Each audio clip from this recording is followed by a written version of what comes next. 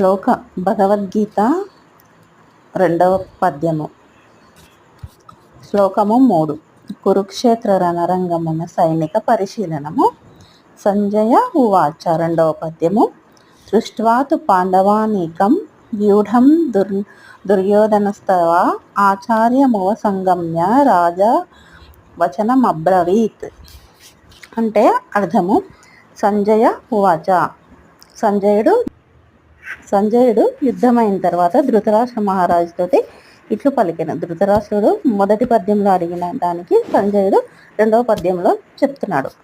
సంజయుడు పలికిన దృష్ట్వా అంటే చూసిన, తర్వాత తు అంటే కాని, పాండవానీకం అంటే పాండవుల సేనను, వ్యూఢం అంటే వ్యూహముగా ఏర్పాటు చేయబడినట్టి, దుర్యోధన అంటే రాజగు దుర్యోధనుడు, తదా ఆచార్యం అంటే గురువు, ఉపసంగమ్య అంటే దగ్గరకు వెళ్ళి, రాజు వచనం మాటలు, అబ్రవీత్ పలికాడు.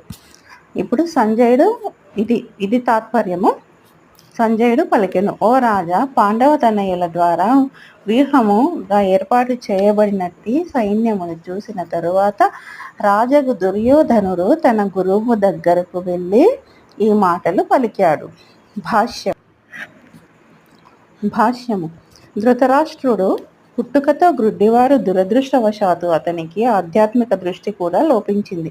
ధర్మ విషయంలో తన పుత్రులు కూడా అంతే గ్రుడ్డివాళ్ళని అతనికి బాగా తెలుసు. పుట్టుక నుండే ధర్మాత్ములైనట్టి పాండవులతో వారు ఒక ఒడంబడికకు ఏనాడు రాలేరని అతడు నిశ్చయం చేసుకున్నాడు.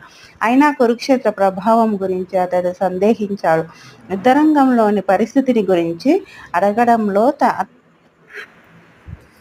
అంతరార్థాన్ని సంజయుడు అర్థం చేసుకోగలిగాడు. అందుకే నిరాశలో ఉన్నటి రాజుకు ఉత్సాహాన్ని కలిగించగోరి సంజయుడు ధర్మక్షేత్ర ప్రభావంతో అతని పుత్రులు ఎటువంటి రాజీకి సిద్ధపడబోరని ఆ విధంగా ఆశ్వాసం ఇచ్చాడు. పాండవ సేన బలాన్ని చూసిన తరువాత అతని పుత్రుడైన దుర్యోధనుడు నిజస్థితిని తెలియజేయడానికి సేనాపతి అయిన ద్రోణాచార్యుని దగ్గరకు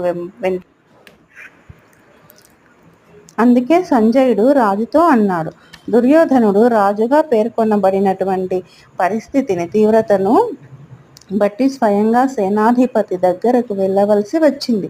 అందుకే అతడు రాజకీయవేత్త కావడానికి చక్కగా సరిపోయాడు. కానీ పాండవసేన వ్యూహాన్ని చూసినప్పుడు అతనికి కలిగిన భయాన్ని ఆ రాజనీతి చతురత